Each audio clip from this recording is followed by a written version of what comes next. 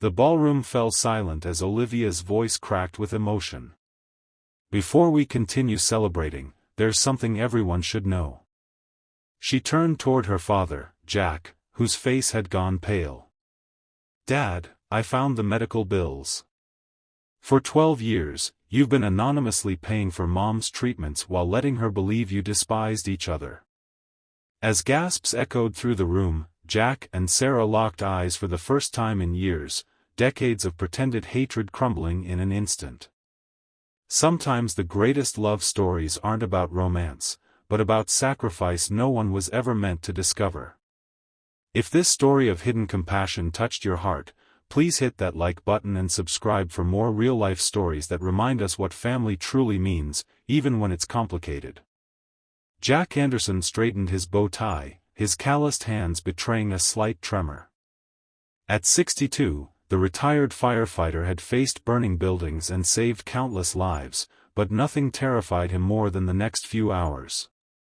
Today, he would walk his only daughter Olivia down the aisle, directly facing his ex-wife Sarah for the first time in nearly 15 years. "Dad? You ready?" Olivia called, knocking softly on the door of his hotel suite. "Come in, sweetheart," he answered, forcing a smile into his voice. When Olivia entered in her wedding gown, Jack felt his breath catch. At 30, she had her mother's golden hair and his determined blue eyes, a living reminder of what once was, what might have been. "You look beautiful," he managed, his voice rough with emotion. Olivia smiled, but there was something troubled in her expression. She clutched a manila envelope that made Jack's heart sink instantly. He recognized it. "I found these while clearing space in your basement for Ryan's workout equipment last weekend," she said quietly, pulling out medical statements and bank transfers. The box fell, and everything spilled out. Jack lowered himself heavily into the nearest chair, feeling the careful walls he'd built around his secret crumbling. "You've been helping Mom all this time," Olivia whispered. The anonymous donor covering her multiple sclerosis treatments, the mortgage payments when she couldn't work, the accessibility renovations to her house. Her voice broke. "Why did you let us believe you hated each other? Why maintain this fiction for so long?" Jack stared at his hands, hands that had signed countless checks and authorization forms over the years, all carefully anonymized through his lawyer. "It's complicated, Liv," he said finally. "And today is your wedding day. This should wait." Olivia shook her head firmly. "No, Dad. I'm starting my own family today. I need to understand the truth about ours first." 15 years earlier, Jack and Sarah Anderson had been high school sweethearts who built a life in their small Connecticut town. Jack had worked his way up through the fire department while Sarah taught elementary school. Their life wasn't glamorous, but it was theirs, and for many years, it had been enough. But as Olivia entered her teenage years, cracks began to show. Jack's promotion to captain meant more responsibility, more hours away. Sarah felt increasingly isolated, her own dreams of going back to school for administration deferred again and again. The distance between them grew, arguments became more frequent, until one devastating night when Sarah confessed to an emotional affair with the school principal. Though nothing physical had happened, the betrayal of trust shattered their marriage. The divorce was bitter, with accusations hurled like weapons. 15-year-old Olivia became the reluctant messenger between two parents who could barely look at each other. What no one knew was that 6 months after their divorce was finalized, Jack received a call from Olivia while she was staying with her mother. Sarah had collapsed and been rushed to the hospital. The diagnosis was multiple sclerosis, a progressive, incurable condition that would eventually rob her of mobility and independence. Jack sat in the hospital parking lot that night, wrestling with complicated emotions. Their marriage had ended in betrayal and bitterness, but did that erase 20 years together? Did it change the fact that Sarah was Olivia's mother? When he learned that Sarah's teacher's insurance wouldn't cover the experimental treatments that showed the most promise for slowing the disease's progression, Jack made a decision. The next day, the hospital received its first anonymous donation specifically earmarked for Sarah Anderson's care. "So it was you all along," Olivia said softly as Jack finished explaining. "Mom always wondered about her guardian angel. She thought maybe it was some wealthy parent from school whose child she'd helped." Jack shifted uncomfortably. "At first, it was just to make sure you didn't lose your mother too soon. You were still in high school, Liv. You needed her." "But these go on for years," Olivia said, flipping through the papers. "Even after I went to college, after I moved out." Jack walked to the window, looking out at the wedding venue being prepared in the hotel gardens. He could see Sarah directing the photographer, still beautiful at 59 despite the cane she now relied on. "Her condition worsened twice," he said quietly. "The second time, when you were in college, she almost lost the house because she couldn't work full-time anymore. The third time, when you were in grad school, there was a new treatment that insurance classified as experimental. But why stay anonymous?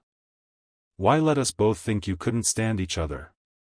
All those awkward holidays, the graduations where you sat on opposite sides of the room, the way you'd both tense up if you had to be in the same space." Jack turned to face his daughter, his eyes damp. "Because she would never have accepted my help otherwise. You know your mother's pride. After what happened between us, after I said I could never forgive her, she would have refused anything with my name on it." Olivia struggled to reconcile this new information with her memories. "But the arguments whenever you crossed paths, the cold silence, the way you'd both speak so bitterly about each other. Some of that was real," Jack admitted. "The hurt didn't just vanish because she got sick. I was angry for years. But I never stopped caring about her welfare, especially knowing what it would mean for you to watch her deteriorate without proper care. Does anyone else know? Uncle Mike? Aunt Jenny? Just my lawyer who set up the trust, and now you." Olivia sat in stunned silence, processing 15 years of family history being rewritten before her eyes. Finally, she looked up with determination. "I want to tell her. Today. At the reception." Jack's face paled. "Olivia, no. That's not why I did this. I don't want her gratitude or forgiveness. This is your wedding day." "Exactly," Olivia interrupted. "It's my wedding day, and I want honesty. I've spent half my life walking on eggshells between two parents who supposedly couldn't stand each other, and now I find out it was partly an act. I deserve better. We all do." The ceremony was beautiful, if nerve-wracking for Jack. He walked Olivia down the aisle, carefully avoiding Sarah's gaze from the front row. He performed his father of the bride duties mechanically, his mind consumed with dread about Olivia's planned revelation. At the reception, after dinner had been served and the traditional toasts given, Olivia clinked her glass and stood. Jack's heart hammered as his daughter smiled at the assembled guests. "Thank you all for being here today," she began. "Marriage is about love, honesty, and sometimes, forgiveness. It's about seeing someone at their worst and loving them anyway." Her eyes moved between her parents. "I've been blessed with two incredible examples of this, though I didn't realize it until today." Jack stared at his plate, feeling Sarah's confused gaze from across the room. "Most of you know my parents divorced when I was 15, Olivia continued. What none of you know, what I didn't know until this morning, is that despite their apparent animosity, my father has been secretly supporting my mother for 12 years. A murmur ran through the crowd. Sarah's face registered shock, then disbelief. When Mom was diagnosed with MS, Dad anonymously paid for treatments insurance wouldn't cover. When she couldn't work full-time and almost lost her house, he secretly made the mortgage payments. When new treatments became available, he funded them, all without taking any credit, all while letting us believe he wanted nothing to do with her. Jack finally looked up, meeting Sarah's stunned gaze across the room. Her hand was pressed to her mouth, tears streaming down her face. "Dad never told me," Olivia said, her voice breaking. "I found the evidence by accident. And I'm sharing this today because I believe real love deserves to be recognized, even when it's complicated, even when it comes after hurt and betrayal." Olivia raised her glass. "So here's to my parents, who taught me that love isn't always what it seems on the surface, and that sometimes the greatest acts of love are done in secret, with no expectation of recognition or return." The room erupted in applause as Olivia returned to her seat. Jack sat frozen, unable to look at Sarah, until he felt a presence beside him.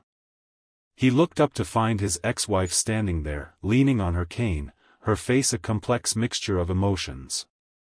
"Is it true?" she asked quietly. Jack nodded, unable to speak. "All this time?" Sarah whispered. "Why?" "You're Olivia's mother," he said simply. "She needs you. That's all." Sarah shook her head slowly. "No. There were easier ways to ensure Olivia had a mother. You could have remarried, given her a stepmother. You didn't have to save me." "Maybe I didn't want her to have any mother but you," Jack admitted, the words he'd held back for years finally escaping. "Despite everything, you were always the right mother for her." Sarah sat in the empty chair beside him, oblivious to the curious stares from the wedding guests. "I've been so angry with you for so long," she said softly. "It was easier than facing what I'd done, what I'd thrown away." "I gave you plenty of reasons," Jack acknowledged. "I wasn't blameless in what happened to us." They sat in silence for a moment, 15 years of misunderstandings hanging between them. "Thank you," Sarah finally said, her voice barely audible. "For giving me these years with our daughter. For letting me see her graduate, start her career, fall in love, get married." Jack nodded, uncomfortable with her gratitude. "I didn't do it for thanks." "I know," she said. "That's what makes it so extraordinary." As the reception continued around them, Jack and Sarah talked more openly than they had in 15 years. There were tears, painful admissions, and even a few cautious laughs as they remembered the good times that had once bound them together. Olivia watched from across the room, her new husband Ryan's arm around her waist. "Are you sure that was a good idea?" he asked gently. "Dropping that bomb at our wedding?" Olivia smiled through her tears. "Look at them. For the first time since I was a teenager, my parents are actually talking instead of performing civility or avoiding each other entirely. That's the best wedding gift I could have received." As the evening wound down, Jack found himself on the dance floor with Sarah for the parent dance Olivia had insisted on. It was awkward at first, with Sarah leaning slightly on him for support, her disease having progressed despite the treatments. "I don't expect anything to change between us," Jack said as they moved carefully to the music. "I just want you to know that I never wished you ill, not really, not even at our worst." Sarah looked up at him, studying his face. "Everything has already changed, Jack. The story I've been telling myself about you, about us, for 15 years wasn't true. I don't know what happens next, but we can't go back to pretending." "What do you want to happen?" he asked cautiously. "I don't know," she admitted. "But maybe we could start with coffee sometime? As Olivia's parents, if nothing else. I think we've both earned the right to stop hating each other." Jack nodded, a weight he'd carried for years finally beginning to lift. "I'd like that." 1 year after the wedding, Olivia visited her father's modest home for Sunday dinner, bringing a homemade pie and news about her pregnancy. She found Jack unusually nervous, checking his watch repeatedly. "Are we expecting someone else?" she asked, noticing the extra place setting. "Your mother's joining us," Jack said, trying to sound casual. "We've been having coffee every few weeks since the wedding. Talking. It seemed time to include you." Olivia smiled, helping him with the salad. "So you're friends now?" "I don't know what we are," Jack admitted. "But we're not enemies anymore, and that's something."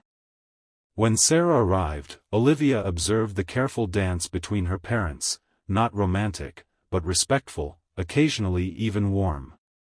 They shared stories she had never heard, filling in gaps in her understanding of her own childhood. For the first time, she felt like she was seeing her parents as whole people, not just the roles they'd played in her life. After dinner, as they sat with coffee in the living room, Sarah looked at Jack with determination. "I've been thinking about what you did for me all those years," she said quietly.